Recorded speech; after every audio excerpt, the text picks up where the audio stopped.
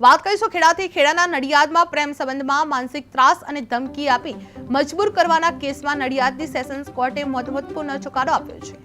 પરિણીત હોવા છતાં 2021માં લગ્નોત્તર સંબંધ બાંધનાર આરોપી કિંજલ પટેલ સહિતના આરોપીઓએ ભેગા મળી વિશાલ ગોહિલ પાસેથી રૂપિયા પડાવ્યા હતા અને સતત માનસિક ત્રાસ આપ્યો હતો।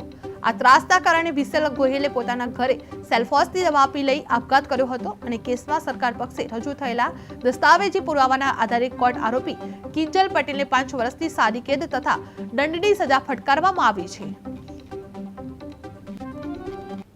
એવી છે કે આ કામના આરોપી કિંજલ સચિનભાઈ પટેલ કે જે પોતે પરિણીત હોવા છતાં આ કામના મરણ જનાર વિશાલભાઈ શંકરભાઈ ગોહિલ સાથે સને 2021માં લગ્નોત્તર સંબંધો બાંધેલા હતા અને ત્યારબાદ આ સંબંધો અંગે આ કામના આરોપી કિંજલબેન તથા તેમના પતિને જાણ થતાં બંને જણા તથા ફરીથી આ કામના આરોપી કિંજલબેને મરનાર વિશાલ સિવાય પણ અન્ય એક વ્યક્તિ સાથે લગ્નોત્તર સંબંધ બાંધ્યા।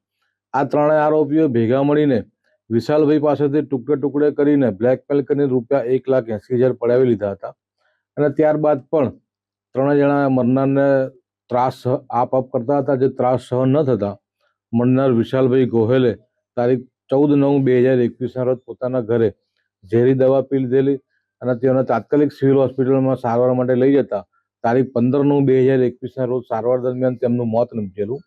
જે બાબતે મરણ જનાર વિશાલભાઈના ભાઈ હાર્દિકભાઈએ પોલીસ સ્ટેશનમાં ફરિયાદ આપતા પોલીસે સદર કેસની તપાસ કરીને નામદાર કોર્ટમાં ચાર્જશીટ કરેલું। જે ચાર્જશીટના કામે આજરોજ નામદાર સેશન્સ જજ સાહેબ શ્રી પુરોહિત સાહેબની કોર્ટમાં ચાલી જતા આ કામના આરોપી કિંજલબેનને ઇપીકો કલમ 306માં 5 વર્ષની સજા અને 50,000નો દંડ કરેલો છે અને દંડની રકમ પૈકી ₹25,000 આ કામના મરણ જનારના પરિવારને ચૂકવવાનો નામદાર કોર્ટે આજરોજ હુકમ કરેલો છે। કેસની વિગત એવી છે કે આ કામના આરોપી કિંજલ સચિનભાઈ પટેલ